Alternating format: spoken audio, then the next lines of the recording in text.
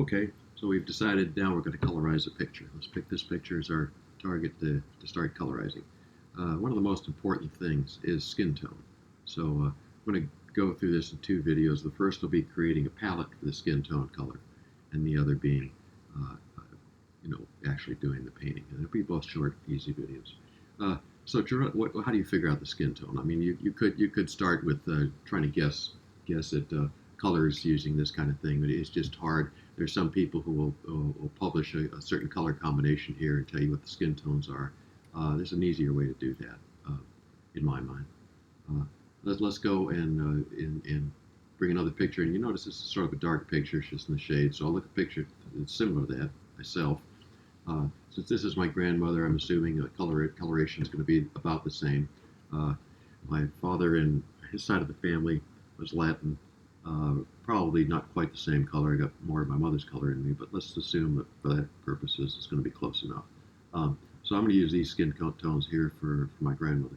Uh, the easy way to do that would be, well, let's just do something here to start with. I don't need uh, everything here. I'm just looking for skin tones. So I'm going to start off with, I want to get lights and darks and some reds and everything else. Okay, let's just take that. I'm going to do Command A, which is select everything. Command C is copy. Go back and to the other one. Command V, paste it. Um, so I've got this little picture here, which is fine because I'm not going to do anything with it other than um, select it for skin toning. I'll even make it bigger, which you should never do because it pixelates things. But I'm not going to use this picture. I'm just using it for tones. All right. This picture lies on top of the other one here. Okay. Now, given that, I'm going to create a new blank layer on top of that. All right. And for this layer here, I'm going to start selecting and painting using a brush. I can use a hard brush in this case, and I want to have a semi-big a big brush. So we'll just get that size up a little bit and start selecting colors. All right. So here's a color. I want to select a color. You see, it goes to a dropper. When I do that, I want to make sure that I'm selecting.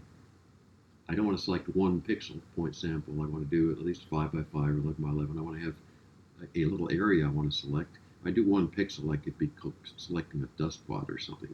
I don't want to do that. So I'm going to be selecting, and I've got this on to select all samples, so it's looking below that for colors. So let's start with a dark area here, and start our palette. So then in the dark area, that'll be a dark brown.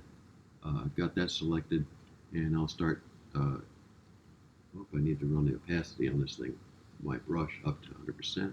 So I'm going to paint that color as the start of my palette here. That's the dark area. All right. Let's go back now and select something a little bit in between here. That's good. That's good. We'll have another color here. Notice it's got some red in it.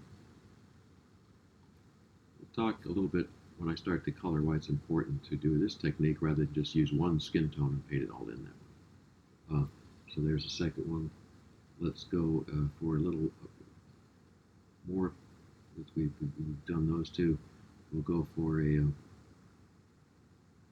mid tone there. That's good.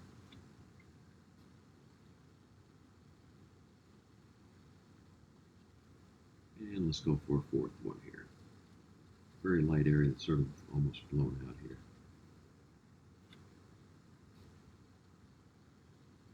So I'm creating a palette of colors and tones.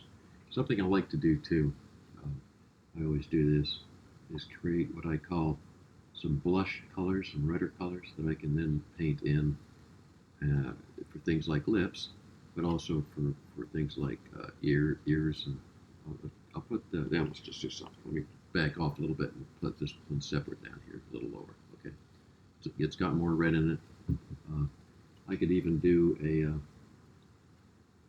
That was off the lips. It still looks pretty brown, but that's going to be okay. Yeah, let's go with that. That'll be my blush color for now. So I've got that. I've got the palette here selected. I don't need this picture anymore. I'll turn it off. And what I'll do now is I really don't need this here anymore either. Um, we'll come back to that picture later. Really, what I want to do is with the layer that I've got here, I'm just going to crop it off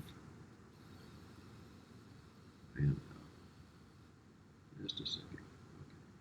All I'm doing here is making my little palette. I could keep it the way it is, but heck, I want it to look like a palette, right? Painter's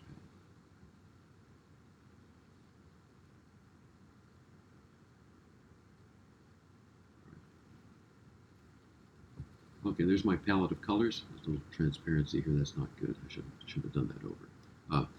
And what I typically do now is I'll take these palettes and drag them into my library over here and add them to the library. But if you go over here, you'll notice I've already done that with some palettes, okay? And now I've got palettes over here in the library. You can see several that I've done. And here's some skin tone. So let's go start next video, figure out how to use that.